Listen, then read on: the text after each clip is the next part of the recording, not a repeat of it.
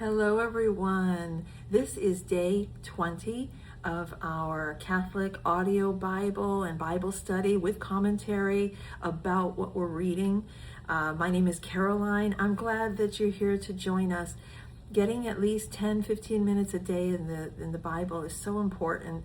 I really recommend it, so I'm glad that you're here to be able to join us.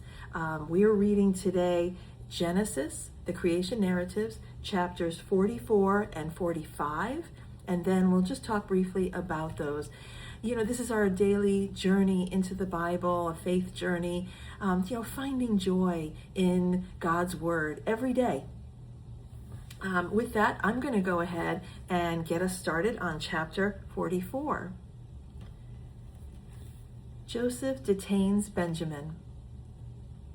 Then he commanded the steward of his house, "Fill the men's sack with food, as much as they can carry, and put each man's money in the top of his sack. Put my cup, the silver cup, on the top of the sack of the youngest, with his money for the grain." And he did as Joseph told him. As soon as the morning was light, the men were sent away with their donkeys.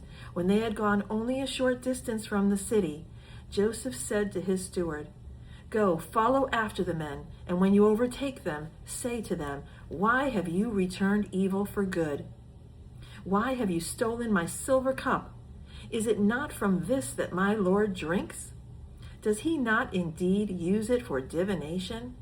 You have done wrong in doing this.' When he overtook them, he repeated these words to them. They said to him, 'Why does my Lord speak such words as these? Far be it from your servants that they should do such a thing. Look, the money that we found at the top of our sacks we brought back to you from the land of Canaan. Why then would we steal silver or gold from your Lord's house?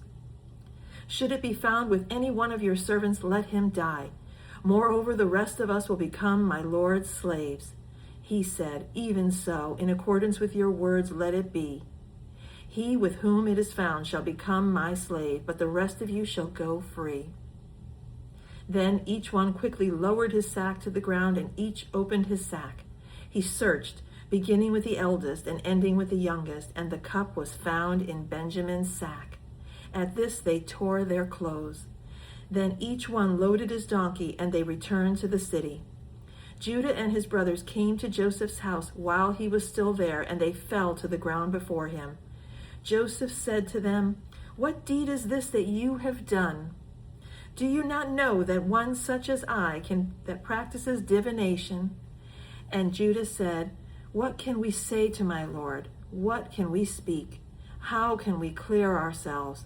God has found out the guilt of your servants. Here we are then, my Lord's slaves, both we and also the one in whose possession the cup has been found.' But he said, 'Far be it from me that I should do so. Only the one in whose possession the cup was found shall be my slave. But as for you, go up in peace to your father.' Judah pleads for Benjamin's release. Then Judah stepped up to him and said, 'Oh, my Lord, let your servant please speak a word in my Lord's ears, and do not be angry with your servant, for you are like Pharaoh himself. My Lord asked his servants, saying, Have you a father or brother? And we said to my Lord, We have a father, an old man, and a young brother, the child of his old age. His brother is dead. He alone is left of his mother's children, and his father loves him. Then you said to your servants, Bring him down to me, so that I may set my eyes on him. We said to my Lord, The boy cannot leave his father, for if he should leave his father would die. Then you said to your servants, Unless your youngest brother comes down with you, you shall see my face no more. When we went back to your servant, my father, we told him the words of my Lord. And when our father said, Go again, buy us a little food, we said, We cannot go down.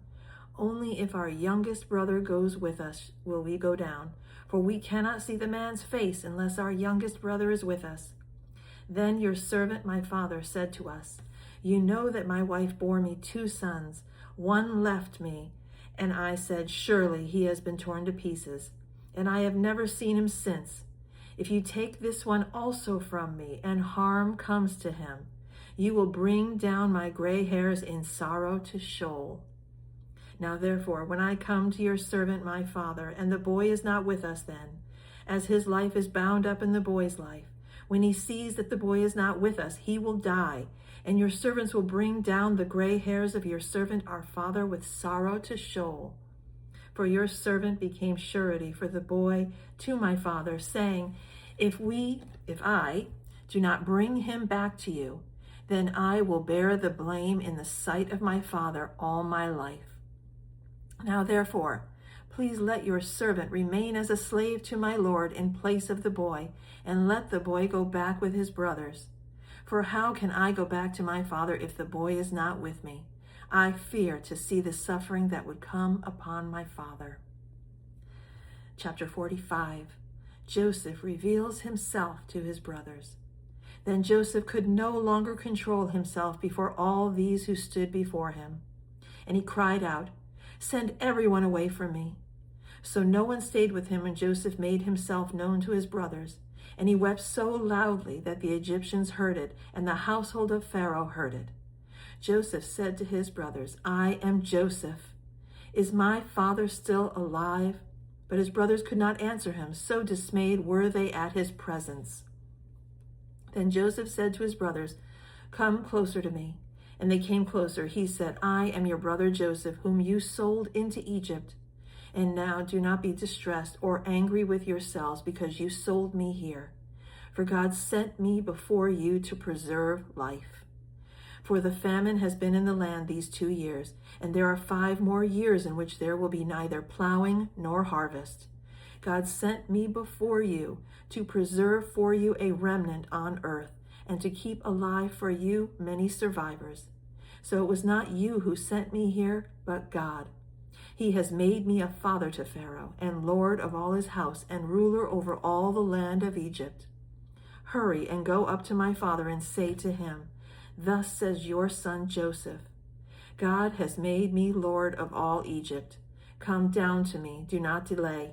You shall settle in the land of Goshen, and you shall be near me, you and your children and your children's children, as well as your flocks, your herds, and all that you have. I will provide for you there, since there are 5 more years of famine to come, so that you and your household and all that you have will not come to poverty. And now your eyes and the eyes of my brother Benjamin see that it is my own mouth that speaks to you. You must tell my father how greatly I am honored in Egypt, and all that you have seen. Hurry and bring my father down here. Then he fell upon his brother Benjamin's neck and wept, while Benjamin wept upon his neck. And he kissed all his brothers and wept upon them. And after that his brothers talked with him. When the report was heard in Pharaoh's house, Joseph's brothers have come. Pharaoh and his servants were pleased. Pharaoh said to Joseph, Say to your brothers, do this, load your animals and go back to the land of Canaan. Take your father and your households and come to me, so that I may give you the best of the land of Egypt, and you may enjoy the fat of the land. You are further charged to say, Do this, take wagons from the land of Egypt for your little ones and for your wives, and bring your father and come. Give no thought to your possessions, for the best of all the land of Egypt is yours. The sons of Israel did so. Joseph gave them wagons according to the instruction of the Pharaoh, and he gave them provisions for the journey. To each one of them he gave a set of garments, but to Benjamin he gave 300 pieces of silver and 5 sets of garments. To his father he sent the following: 10 donkeys loaded with the good things of Egypt, and 10 female donkeys loaded with grain, bread, and provision for his father on the journey. Then he sent his brothers on their way, and as they were leaving he said to them, Do not quarrel along the way. So they went up out of Egypt and came to their father Jacob in the land of Canaan, and they told him, Joseph is still alive. He is even ruler over all the land of Egypt. He was stunned. He could not believe them. But when they told him all the words of Joseph that he had said to them, and when he saw the wagons that Joseph had sent to carry him, the spirit of their father Jacob revived. Israel said, Enough. My son Joseph is still alive. I must go and see him before I die. So much to unpack there. What interesting story. So we see in chapter 44 where Joseph detains Benjamin. He comes up with a ruse, Joseph, where he puts his silver cup, his own drinking silver cup, he gives it to his official or his servant and says, put this in Benjamin's bag at the top. He gives them all the grain, sends them away, and then orders the servant, you go overtake them. When you overtake them, you tell them, how could you do such a thing, to take the cup of his Lord, Joseph, when he had been so gracious to you? And the brothers were beside themselves. Of course, they didn't know it was in the sack at the time, and they said foolishly, whoever has this cup, let him die. And who are we that we would do such a thing to the ruler of the land, who has been so gracious to us and has done so much? Look, we brought back the money that had been given to us by mistake. We brought it back double, right? They paid for more food. And so the servant starts to search through the bag, sees it in Benjamin's bag, and the brothers are just beside themselves. They tear their clothes. Of course, when the Israelites were grieving, whenever there was a death or just the sorrow that they felt, they would tear their clothes. And so the brothers tore their clothes, and they are just beside themselves. And they go back to Joseph, and they say, look, please, do not take this boy as your slave. Do not, do harm to him. Take me instead. Judah says this, look, I promised that Benjamin's life would be protected under my care, Judah. And, I cannot go back to my father. None of us can go back to our father, Israel, and tell him that their son, his favorite son, Benjamin, is, a slave in the home of the ruler of Egypt. Israel would die. Israel has told them specifically before they left, and of course Judah is relaying this to Joseph, that if any harm should come to our youngest brother, that his father Israel would surely die, and he would be so much in sorrow that he would go down to Sheol, which is hell. And so we see that Judah pleads, take me as a servant and your slave, and let the others go, including Benjamin. And, Joseph in chapter 45, he sees that how instead of what they did to him, what they did to Joseph that many years ago, where they threw him in a pit. They threw Joseph into a pit and then sold him to the Ishmaelites, and then the Ishmaelites took him to Egypt. He was in prison, so he saw how instead of their foolishness, that they have stepped up and they are protecting Benjamin with their very own lives, and that they care so much about what their father would think or believe if Benjamin did not return in peace and safety back to his father. And so Joseph is overcome with this love, emotion, and he decides to reveal himself. He sends away the Egyptians because he's, the Egyptians, these officials, his servants, they see him as this ruler over the land, as a, Egyptian. He's married to an Egyptian woman. And so he reveals himself in private to his brothers. I know some Jewish scholars have said that he revealed his, and this is why he did it in private, was because Israelites were circumcised. It is part of their the covenant with God that they are circumcised on the 8th day after their birth. And so Joseph would have shown his brothers that indeed he is a Hebrew Israelite, the son of Jacob, Israel, circumcised. And so we see him revealing himself to his brothers and just saying, look, what you meant for harm to me, God meant for good for us all. God sent Joseph ahead of everyone to save lives. And so he reminds them of the dream that he had when he was a young teenager, which at that time had made the brothers enraged and jealous. and even his own father, enraged. But the dream had come true. Of course, not when Joseph thought it would come true back when he was a teenager, but all these years later, that what God meant for good, that he would save lives, that Joseph would be the person out of their family that would save the Israelites, that there would be a remnant to be spared. God wanted to save the Israelites, and he did that through Joseph. And so all these pieces were falling back into Joseph's mind, right? The dream, everything he had to go through, which was testing, trials, pain, suffering, but now to be able to do all of these things for his brothers, for his father, for his people. And so we leave off where Joseph says to his brothers, go back home, get everyone. My father, I need my father to be here. And all the people, the children's children, load up everything and come to Egypt. He shares with them that the famine is going to last for another 5 years. And so in order to survive that, they should all come to Egypt, settle there. They would settle into the greatest land, Goshen at the time. They can continue their lives with their livestock and their livestock and their flocks.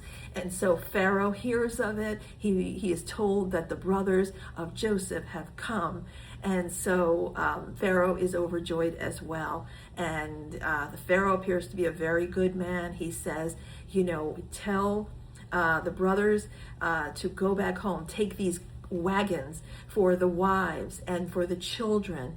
Take goods with you. And so Joseph piles in garments and gold and silver and sends those with grain, food, with his brothers back to the land of Canaan so that they can take their father in some comfort, of course. That's why the wagons, that's why everything. And just tell their father that Joseph is alive and that the father should come there to be with Joseph. And so Jacob hears of it. At first he was in disbelief. He said, no, this cannot be. And then he realizes it is true. And he is just, his spirit, it says his spirit was revived.